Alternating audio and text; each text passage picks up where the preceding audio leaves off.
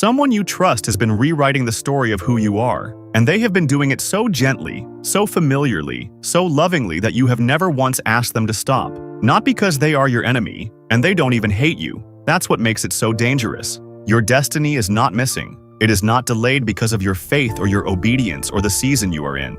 It is being quietly taken apart, piece by piece, by someone whose voice you trust and whose access to your life is deep enough to reach the parts of you that God is still building. 4 warnings the Holy Spirit gives when someone you trust has been quietly destroying what God is building in your life. And before the first one begins, understand this. What you are about to receive is not a weapon, it is a mirror. And mirrors do not lie. They simply show you what love made invisible. Stay through all 4, because the other side of this mirror is the version of yourself God has been trying to complete. Warning. Number 1. They keep introducing you as who you used to be. Pay attention to how this person talks about you when other people are in the room. Not what they say to your face, what they say about you when they are describing you to others. They are the one who introduces you and reaches for the struggle first. You remember how he used to be. She had such a hard time back then.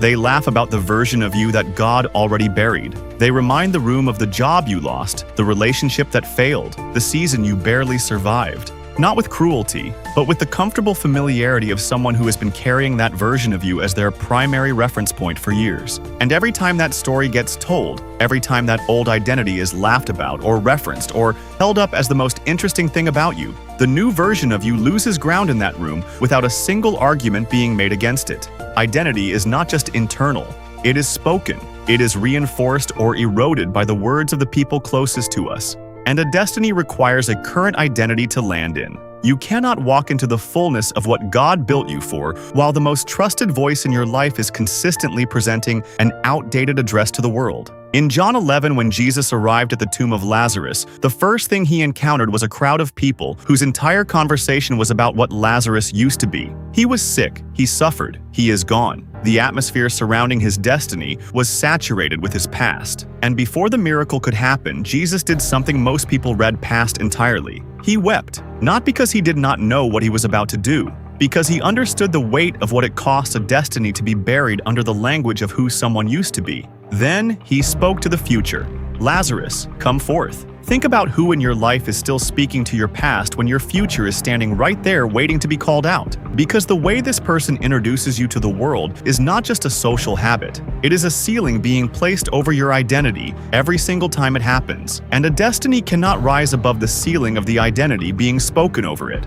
But this is only the first way this person has been working against what God is building. The second warning is more subtle, and in many ways more dangerous, because it does not feel like an attack at all. It feels like love.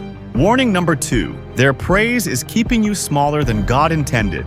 This will be the hardest warning to receive, because it comes wrapped in something that feels entirely good. This person celebrates you, genuinely, loudly. They say things like, "Look how far you have come. I am so proud of what you have built. God has really been using you." And in the moments their affirmation arrives, it feels like exactly the confirmation you needed, like God himself speaking through someone who knows you. But pay attention to when it arrives. It always comes right at the moment you were about to push past where you currently are. You mention the next level God showed you, and suddenly they are celebrating how much you already have. You talk about the bigger move, and they remind you how far you have already come. You share the vision for what is next, and they respond with how grateful you should be for what is now. And somehow, every time, the conversation ends with you feeling affirmed but not moving. That is not encouragement. That is a ceiling with a warm voice. There is a difference between someone who celebrates your growth and someone who celebrates you into staying where you are. One pushes you toward the next threshold.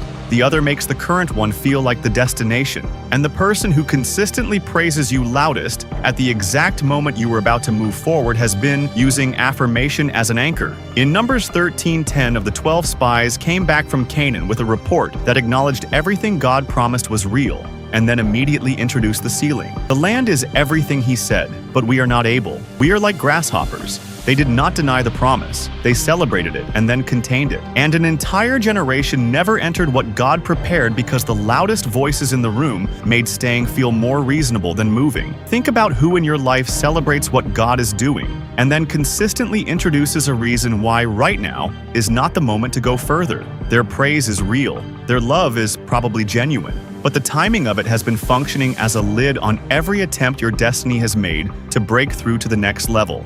And the third warning is where it gets even more specific, because it shows you the exact moment this person appears in your biggest decisions and what always happens when they do. Warning number 3, they are always there when you do not take the step. Think about the last 3 significant moves your destiny required. The business you were about to register, but after one conversation with them, you decided to wait. Not necessarily discouraging you directly, present, close, involved enough in the texture of the decision that their energy, their hesitation, their unspoken assessment of your readiness was part of the atmosphere you were making the choice inside of. This person has a pattern of being present at the exact moment your destiny requires irreversible movement. And something about their presence consistently produces the decision to wait, not because they are obviously against you, because their faith for your life has a ceiling. And when you are standing at a threshold that exceeds that ceiling, the atmosphere they carry communicates something their mouth never has to say. You are not ready. But David had already fought the lion. He had already fought the bear. And the testimony of what God had already done in his life was louder in his spirit than the ceiling of everyone around him. Think about the steps you did not take.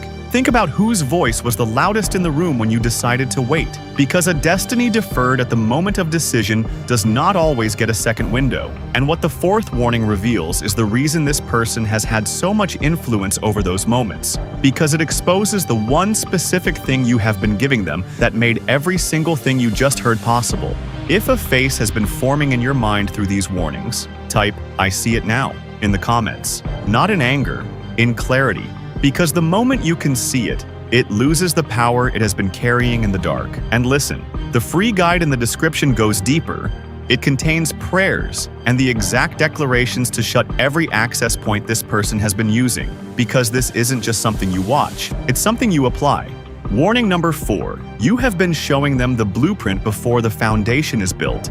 This is the warning that explains everything, every vision God has given you, every specific picture of what He is building in your life, every prophetic word that arrived with weight and the unmistakable sense that this is real and this is mine.